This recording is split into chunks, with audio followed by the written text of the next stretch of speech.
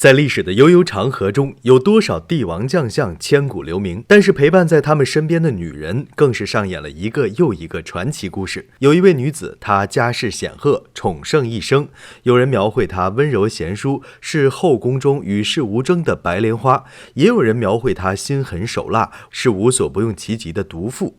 她在热播剧《甄嬛传》中飞扬跋扈，为争宠而不择手段，最终因情生恨，被打入冷宫，香消玉殒。她就是雍正王朝的第一位皇贵妃，敦肃皇贵妃年氏。那么究竟她是怎样一位女子，和影视作品中的描述又有几分相似呢？欢迎来到红颜丹青频道，本频道主要讲述历史上的一些著名女性的传奇人生，品读经典人物，感悟别样人生。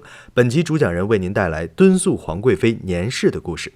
年氏出身官宦世家，是川陕总督年羹尧的妹妹。年氏祖上是明朝的指挥使，原本家世显赫，但清兵入关后战败被俘，沦为包衣奴才。年氏一族不甘于此，勤劳奋进。祖父年仲龙一举高中，抓住了改变自己和族人命运的机会，入了汉军镶白旗。康熙48年，四阿哥胤禛被封亲王，年家所在的左岭划分给雍亲王胤禛属下，成为雍王府属人。父亲年霞龄则在康熙时期担任湖广巡抚一职，深受康熙皇帝器重。康熙50年，年氏由康熙指婚给雍亲王，做了侧福晋。初入王府时的年氏风华正茂，因为家庭原因，她有着大家闺秀的姿态，容貌出众，举止端庄。她的哥哥年羹尧更是备受康熙皇帝的器重，所以初入王府时，即使雍亲王已有福晋、侧福晋和几位格格，但年氏仍旧得到了雍亲王的专宠。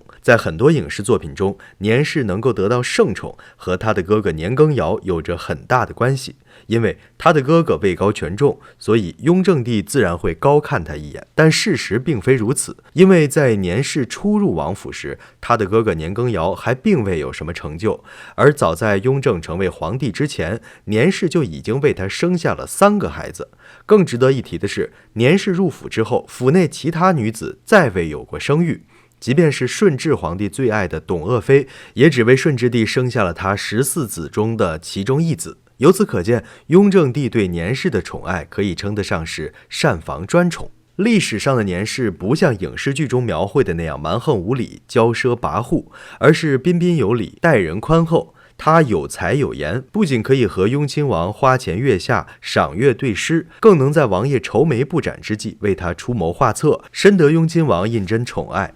在后来的九子夺嫡中，年氏的哥哥年羹尧和隆科多在拥立雍正帝继位时发挥了重要作用，人称内有隆科多，外有年羹尧。年氏用他的智慧和真情一步步走进了雍正心里，让他爱屋及乌，连连破例。在雍正继位后，年氏在雍正元年的首次册封中便直接跳过妃位，被封为贵妃，成为清朝首位汉族血统出身的贵妃。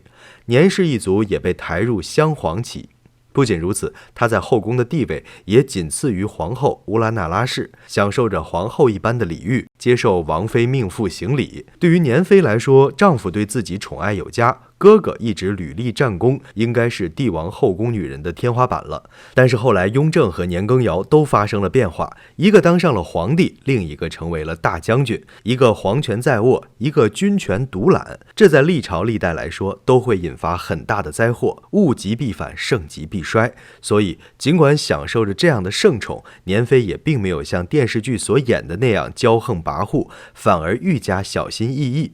反观年羹尧却毫不收敛，仰仗自己战功显赫，位高权重而锋芒毕露。年妃秉性温柔贤淑，深知自己是雍正的妃子，本应和他同一阵营。他劝不了自己的哥哥，就尽可能小心翼翼去处事。在雍正身边那么多年，年妃也从来没犯过什么大错，没有做过什么让皇帝不满意的事情，甚至直到他逝世后，都让雍正这位千古一帝深深牵挂，视为心中的白月光。年妃专宠多年，更是从入雍亲王府就包揽了府中所有的子嗣。可不幸的是，年氏身体孱弱，这不仅影响了他的健康，更是影响了他的孩子们。他的长子长女都没有长大就相继夭折，接二连三的丧子之痛让年妃的身体逐渐羸弱不堪。在他怀皇九子福佩时，正好是康熙帝的大丧。此时的举哀磕头行礼之事数不胜数，以她有孕之身不免动了胎气，导致难产。就这样，华妃痛失了她的第3个孩子，她的身体也是一落千丈。雍正3年，华妃到了弥留之际，从宫里搬到圆明园，而此时雍正帝正在准备祭天大典，只得匆匆看望贵妃后又离开了。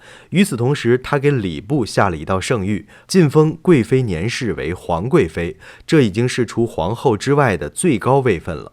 可惜红颜薄命，年氏还没有等到加封之礼就撒手人寰，谥号为敦肃皇贵妃。敦肃，温厚敬诚之意。这个封号无疑是昭告天下敦肃皇贵妃在皇帝心中的地位。除此之外，年皇贵妃去世后，雍正皇帝悲痛不已，辍朝5日。这对于勤于政事的雍正帝来说，已经是极大的反常了。而此时的年羹尧仗着自己的军功肆意妄为，功高盖主，屡次挑战雍正帝的底线，两人隔阂日渐尖锐。正是为了顾念年贵妃，雍正才延缓了对年羹尧的处置。而在贵妃离世1个月后，年羹尧就被削官夺爵，并列了90多条罪状。雍正4年，年羹尧被赐自尽，其余的年氏亲族都并未受到牵连，反而之后都得到了后代。年妃留下的唯一皇子福惠也深得雍正帝的喜爱，经常把他带在身边，亲自教导。不幸的是，雍正6年，8岁的福惠也夭折了。雍正十分伤心，下令按照亲王殡葬。要知道，当时已经年过18岁的弘历和弘昼连贝子都不是，而8岁的福惠就以亲王的规格礼葬，可见雍正对他的重视与喜爱。在影视剧中，我们看到的年妃是依靠娘家势力得到的宠爱，这种爱带着利益纠缠，带着机关算尽。可事实上，敦肃皇贵妃一生恪守本分，在她最得宠的时候，也是她哥哥年羹尧战功显赫、不可一世的时候。她非但没有恃宠而骄，反而更加的谦卑有礼。在生活上，她是雍正帝的红颜知己。在宫闱斗争下，她是低调平和、温婉恭敬的后妃。她没有因为娘家的势力而野心勃勃，也没有因为恩宠成为魅惑君王的红颜祸水。雍正帝离世后，敦肃皇贵妃金冠在泰陵与雍正合葬，雍正帝用行动生同眠，死同穴，为这段感情画上了圆满的句号。年妃画像现存于北京故宫博物院之中。据了解，年妃画像是由清朝初年宫廷画家所创作的工笔人物画。年妃画像被收录在《雍正12美人图》中。经测量得知，年妃画像长98厘米，宽184厘米。据说，《雍正12美人图》是以雍正皇帝最宠爱的年妃为原型所创作的，从中足以看出雍正帝对年妃的喜爱之情。年妃画像以逼真写实的手法再现了清朝宫廷女子的穿衣打扮。年妃画像中的发型、首饰、头饰都是当时社会女子最为流行的打扮装饰。了解雍正后宫妃子得知，有4位女子与他关系最为亲密，她们分别是嫡福晋乌拉那拉氏、侧福晋年氏、格格钮祜禄氏、格格耿嘉氏。在这4位女子中，只有侧福晋年氏是汉族人。据说年妃去世的时间和《雍正12美人图》成画的时间非常接近，于是这也就成了雍正帝和年妃缠绵悱恻的爱情故事。若您喜欢今天的视频，就请转发、点赞加关注吧。感谢朋友们的支持，我们下期视频再见。